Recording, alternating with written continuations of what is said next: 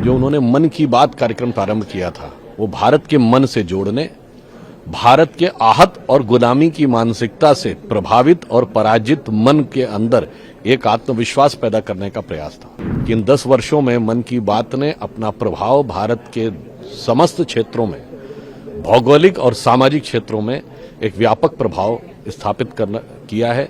प्रधानमंत्री जी जिस विचार को मानते हैं उसमें भारत एक जमीन का टुकड़ा नहीं है। जब आप उसको समझते हैं तो अपने आप उसके साथ एकाकार हो जाते हैं। प्रधानमंत्री श्री नरेंद्र मोदी जी ने जिस समय भारत की सरकार का नेतृत्व संभाला था, तो ये सिर्फ सरकार बनाने के लिए नहीं, उन्होंने विचार बदलने के लिए, सोच बदलने का कार्य किया। और इसीलिए जो उन्होंने मन की बात कार्यक्रम प्रारंभ किया था, वो भारत के मन से जोड़ने, भारत के आहत और गुलामी की मानसिकता से प्रभावित और पराजित मन के अंदर एक आत्मविश्वास पैदा करने का प्रयास था। तो आज जो ये मोदी लॉग बुक यहाँ लिखी गई है अश्विनी फर्नांडिस जी के द्वारा, तो निश्चित रूप से वो सारे मन की बात कार्यक्रमों को जिस प्रकार से उन्होंने एक व्यवस्थित रूप में 4000 लोगों से फीडबैक लेकर उसे ये स्वरूप दिया है, तो मैं कह सकता हूं कि ये दर्शा रहा है कि इन 10 वर्षों में मन की बात ने अपना प्रभाव भारत के समस्त क्षेत्रों में, भौगोलिक और सामाजिक क्षेत्रों में एक व्यापक प्रभाव स्थापित किया है।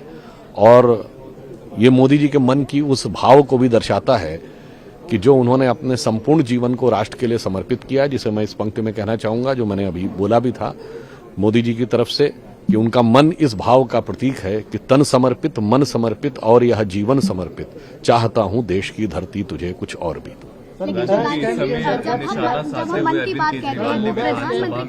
विधानसभा में निशाना साधते हुए अरविंद केजरीवाल प्रधानमंत्री सर, को किस तरह से आप देखते हैं? सर, जब मन की बात की हम चर्चा करते हैं तो जितना जनता के लिए जितना पीएम के लिए जरूरी है मन की बात को जनता की समझना, उतना कितना जनता के लिए जरूरी है कि पीएम की मन की बात को समझे। देखिए, प्रधानमंत्री जी जिस विचार को मानते हैं उसमें भारत एक जमीन का टुकड़ा नहीं है, न व्यक्तियों का समूह है। भारत एक जीवंत राष्ट्र की चेतना है और भारत का अपना एक मन है। और उस भारत के मन के साथ आप कनेक्ट होते हैं तो स्वतः आपको समझने लगते हैं, उसमें किसी को दूसरे की बात समझने की जरूरत नहीं है।